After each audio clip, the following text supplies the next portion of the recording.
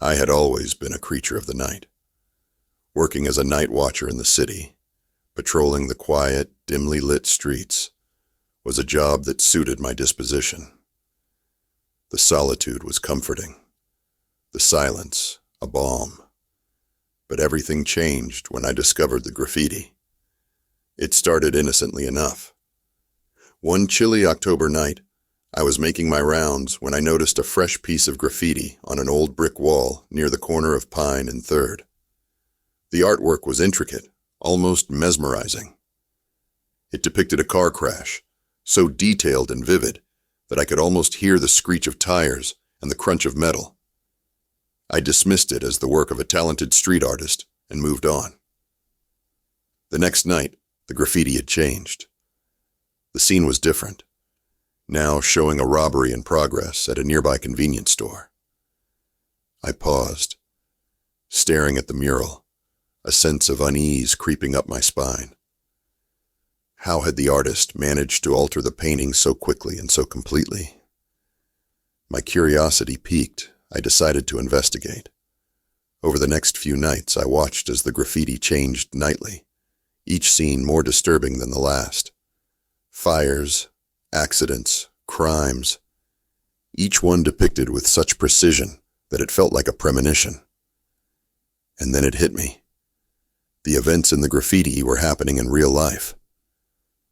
I started to keep track. On the night the mural showed a fire at the old Baxter building, I rushed to the scene and found the building engulfed in flames, just as the graffiti had predicted. It was uncanny, terrifying even. I knew then that this was no ordinary street art. Driven by a mix of fear and fascination, I began to research the origins of this strange phenomenon. Old newspaper clippings, urban legends, and whispered tales led me to an ancient myth about the Oracle of the Walls, a mysterious entity said to predict future events through art. The stories claimed that the graffiti would appear between midnight and dawn, a time when the veil between worlds was thinnest. One night, after weeks of sleepless nights and frantic note-taking, I decided to test a theory. The latest graffiti showed a young woman being attacked in an alley. Heart pounding, I grabbed a cloth and a can of paint thinner from my car and headed to the wall. With trembling hands, I began to erase the mural. The moment the paint started to dissolve, I felt a cold shiver run down my spine. The night air seemed to thicken, and a sense of foreboding enveloped me. But I persisted, determined to see if I could change the course of events. As the last of the mural disappeared, I felt a sudden, sharp pain in my chest, like a knife twisting in my heart. Gasping for breath, I collapsed to the ground, darkness swallowing me whole. When I awoke, I was in a hospital bed. The doctors told me I had suffered a heart attack, but I knew better. I had tampered with forces beyond my understanding, and I had paid the price. Despite the warning, I couldn't stop myself.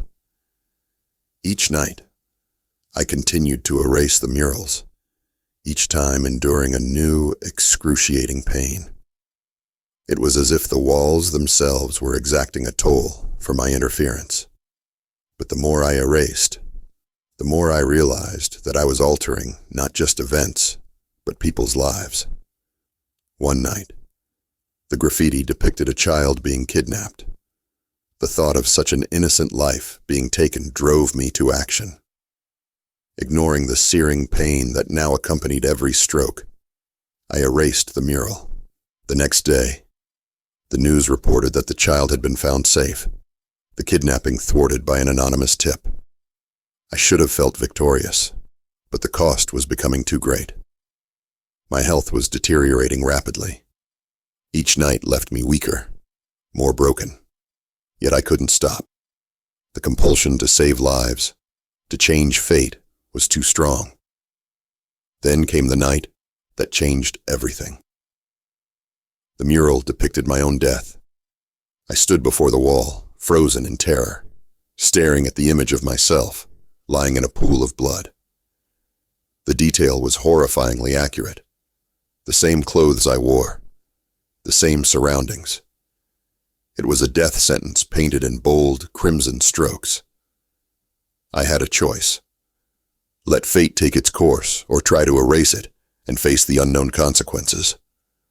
My hands shook as I lifted the cloth, my heart pounding with a fear unlike any I had ever known. As I began to scrub, the pain was immediate and overwhelming, far worse than before. It felt as if my very soul was being torn apart. But I couldn't stop. I erased the mural, every agonizing stroke bringing me closer to the brink of unconsciousness. Finally, the wall was blank, and I collapsed, darkness claiming me once more. When I awoke, I was back in the hospital, but this time, I felt different. There was no pain, no lingering sense of dread. The doctors marveled at my recovery, calling it a miracle.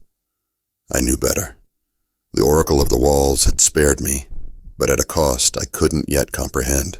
Days turned into weeks, and the graffiti stopped appearing. The city breathed a sigh of relief, unaware of the silent war that had been waged on its streets. My health improved, but I was left with a lingering sense of unease. The walls had gone silent, but for how long? One night, months later, as I walked my usual route, I felt a familiar chill. There, on the same old brick wall, was a new mural. This time, it depicted a scene of peace, of hope, families reunited, lives saved, futures altered for the better, and in the corner, a small, barely noticeable figure of a man, standing alone, watching over them. I knew then that my journey wasn't over. The oracle of the walls had granted me a reprieve, but my duty remained. I was the guardian of fate, the night watcher who walked the thin line between destiny and choice. The cost was great, but the reward was greater. As I continued my patrol, the city seemed a little brighter, the night a little less daunting. I had faced the darkness and emerged stronger, ready to confront whatever new challenges lay ahead. For I was the keeper of the midnight graffiti, and my story was far from over.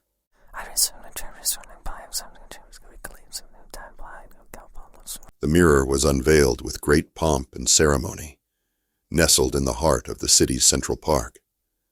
The mayor, resplendent in his ceremonial sash, spoke of art and progress, of how this mirror installation would be a beacon for culture and reflection, both literal and figurative. As the thick velvet drape was pulled away, the crowd gasped collectively. The mirror, standing at over 10 feet tall and wide as a wall, gleamed with an unsettling clarity. I remember the day vividly. It was a chilly October afternoon, the kind that promises an early winter. I had wandered into the park, seeking a break from the suffocating routine of my office job. The unveiling drew me like a moth to a flame. The mirror's surface shimmered, capturing the essence of everything around it with a precision that felt almost unnatural. Curiosity, that relentless devil, urged me closer. The crowd began to disperse, their initial excitement replaced by the mundane chatter of daily life. But I stayed, transfixed by the mirror. There was something hypnotic about it. It wasn't just a reflection. It seemed deeper, like a portal to another dimension. As I stood there, peering into the glass, something strange happened. My reflection blinked. I hadn't blinked. I stood perfectly still, eyes wide, unblinking. Yet my reflection had closed its eyes for a fraction of a second. I stepped back, heart pounding. Was it a trick of the light? A figment of my overactive imagination? I looked around, but no one else seemed to have noticed. With a nervous chuckle, I convinced myself it was just my mind playing tricks on me. Still, a nagging sense of unease clung to me as I left the park. That night, sleep was elusive. My dreams were fragmented and filled with fleeting images of the mirror, and my reflection acting of its own volition. I woke in a cold sweat, the memory of those eyes, my eyes, haunting me. The following days were a blur of monotony. Work, eat, sleep, repeat. But the mirror's image was imprinted in my mind, a persistent itch I couldn't scratch. I started noticing oddities. At first, they were small. A misplaced item. A shadow where there shouldn't be one. But then, they escalated. One evening, as I brushed my teeth, I glanced at my bathroom mirror and froze. My reflection was grinning. A wide, unnatural smile that split my face from ear to ear. I wasn't smiling. I wasn't even remotely amused. My heart raced, and I splashed water on my face. When I looked again, my reflection was normal, mimicking my terrified expression. I avoided mirrors after that. I couldn't shake the feeling that I was being watched, that my reflection was biding its time. Friends and colleagues noticed my jumpiness, my growing paranoia. I laughed it off, attributing it to stress. But deep down, I knew something was terribly wrong. The turning point came one late afternoon. I had stayed at the office longer than usual, the weight of deadlines keeping me tethered to my desk. As I finally packed up to leave, the janitor, an elderly man with kind eyes, stopped by. "You all right, son?" he asked, his voice laced with concern. "You've been looking mighty pale lately." I forced a smile. "Just tired, I guess. Too much work." He nodded knowingly. "You be careful now. Sometimes it's not just work that wears us down."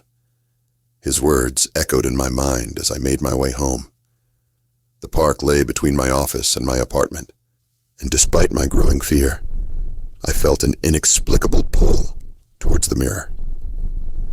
I found myself standing before it once again, the dying light of the day casting eerie shadows. The park was deserted, an unusual stillness in the air. I hesitated, my breath fogging the glass as I leaned closer. This time, there was no denying it. My reflection moved independently, waving at me with a slow, deliberate motion. Panic surged through me, and I turned to leave, but my feet felt rooted to the spot. Then, my reflection spoke. No sound, just the movement of lips forming words I couldn't hear. My name. It was saying my name. The world around me seemed to fade, the park dissolving into a murky haze. I was utterly alone, trapped in a silent dance with my own image. Summoning every ounce of willpower, I forced myself to turn away. I stumbled back, nearly falling, and fled the park, my heart pounding like a war drum. When I finally reached my apartment, I bolted the door and covered every mirror. Sleep was a distant memory. I couldn't escape the feeling that my reflection was just beyond the glass, watching, waiting. Days turned into weeks, and my isolation grew. I stopped going to work, stopped answering calls. The world outside became a blur, a distant echo of my former life. One night, as I sat in the darkness of my living room, a soft, insistent tapping broke the silence. I froze, listening. It was coming from the covered mirror in the hallway. The tapping grew louder, more urgent. With trembling hands, I uncovered the mirror. My reflection stood there, grinning that same unnatural grin. It raised a hand and beckoned me closer. I shook my head, stepping back, but the mirror's pull was irresistible. I approached, my movements mechanical, as if controlled by an unseen force. The surface of the mirror shimmered and rippled like water. My reflection reached out, and I felt a cold, invisible hand grip mine. Panic surged through me, but I couldn't break free. The mirror drew me in, and with a final, desperate scream, I was pulled into the glass. Darkness enveloped me, a void of nothingness. When I opened my eyes, I was standing in the park, but everything was wrong. The colors were muted, the air heavy and oppressive. I looked around, and there were others. Pale, ghostly figures trapped in the mirror world. I rushed to the edge of the mirror, pounding on the glass, but the people on the other side couldn't hear me. I was just a reflection now, a hollow echo of my former self. Days, weeks, months. Time lost all meaning in the mirror world. I watched as people passed by, oblivious to the horrors trapped within. Occasionally, someone would stop and stare, a flicker of recognition in their eyes. I would wave, scream silently, but it was no use. Then, one day, I saw a familiar face. It was the janitor from my office, the kind-eyed old man. He approached the mirror, and for a moment, our eyes met. He nodded, as if he had expected this all along. He whispered something, words I couldn't hear, but I felt a strange sense of peace. He reached into his pocket and pulled out a small, ornate key. With a deliberate motion, he pressed it against the mirror's surface. The glass shimmered and parted, and I felt a force pulling me through. I stumbled out, gasping for breath. The world around me vivid and real. The janitor smiled and patted my shoulder. "Welcome back," he said simply. I looked back at the mirror. My reflection was gone. It was just a mirror now, an ordinary piece of glass. As I walked away from the park, the weight of my ordeal began to lift. I didn't know how long I had been trapped, but I was free. The city bustled around me, life moving on as if nothing had happened. But I knew the truth. The mirror was still there, waiting, a silent sentinel. And sometimes, when the light hits just right, I swear I can see eyes staring back at me from the other side, a reminder of the darkness that lurks within our own reflections.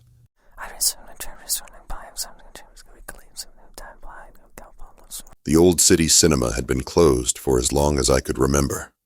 An imposing Gothic structure nestled between modern buildings, it seemed to belong to another time entirely. Its once glorious facade was now weathered and cloaked in ivy, the marquee letters long gone. Whispers and rumors surrounded the place, tales of hauntings and dark events that scared off even the most daring urban explorers. So when I saw the notice pinned to the community board announcing its grand reopening for midnight screenings, I couldn't resist. Curiosity, after all, was my downfall. I arrived early on the appointed night, the chill of autumn nipping at my skin. A small crowd had gathered, each face tinged with the same mix of excitement and trepidation. The ticket booth, manned by an elderly woman with a vacant stare, sold tickets for $1 apiece, an eerily nostalgic price. My fingers brushed hers as I took my ticket, and a shiver ran through me, though her touch was cold. Inside, the cinema had an otherworldly aura. Dust motes danced in the beam of my flashlight, revealing crimson seats and gold trimmings, as if I had stepped back into the 1920s. I found a seat near the back, noting that the others did the same, instinctively spreading out. The screen loomed large and blank before us, a silent sentinel. The lights dimmed, and a hush fell over the room. The projector whirred to life, its rhythmic clicking filling the silence. I leaned back, expecting old black and white classics, or perhaps some forgotten silent films.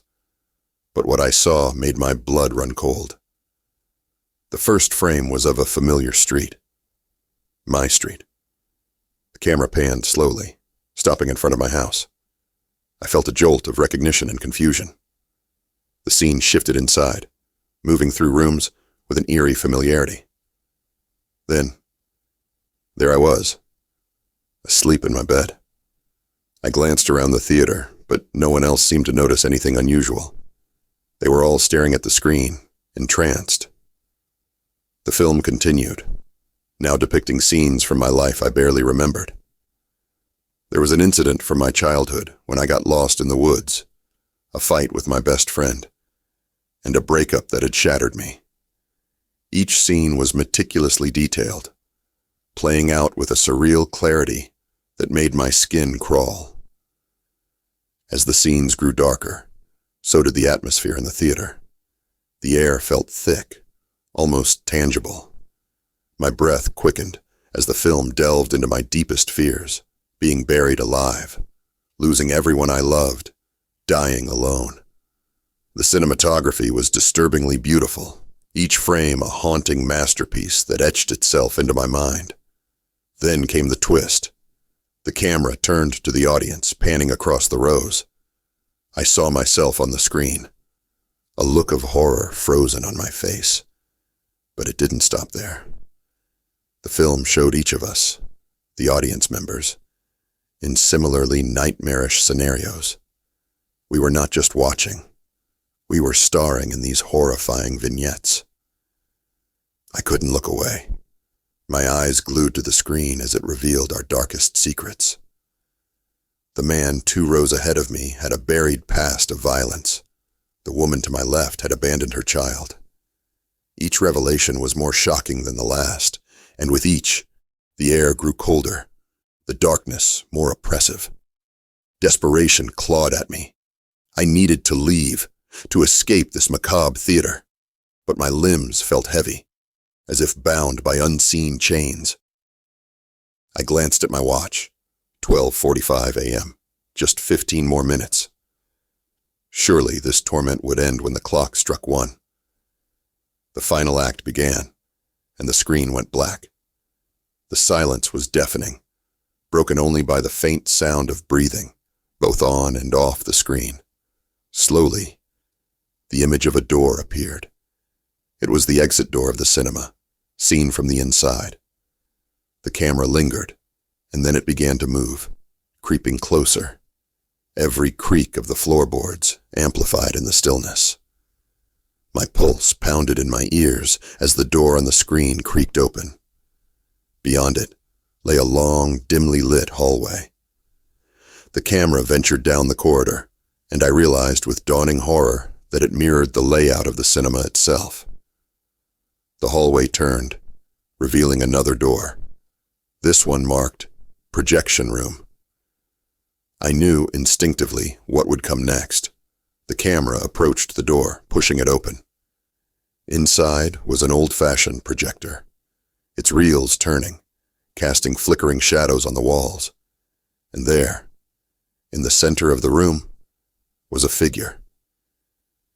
It was the elderly woman from the ticket booth, but she looked different now.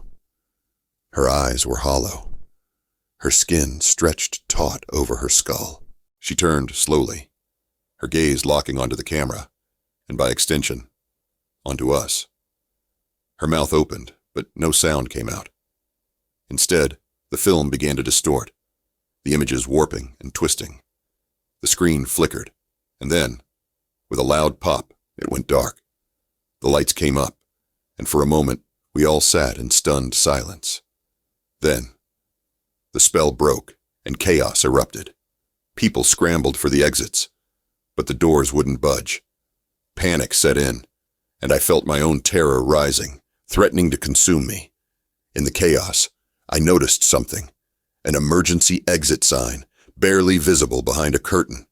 I fought my way through the crowd, desperate to reach it. My fingers fumbled with the latch, but finally, it gave way. I burst through the door, into the cold night air, my breath coming in ragged gasps. Outside, the city was silent, the streets empty. I turned back to look at the cinema, its dark silhouette looming against the night sky. The marquee flickered, then went out completely, plunging the building into darkness. I never spoke of that night to anyone. The cinema never reopened, and soon it was forgotten, a relic of the past. But I couldn't forget. The images, the secrets, the horror, they haunted me, a dark shadow over my life. And sometimes, late at night, I hear the whir of a projector and the faint echo of distant screams, reminding me of the silent cinema and the terrible secrets it revealed.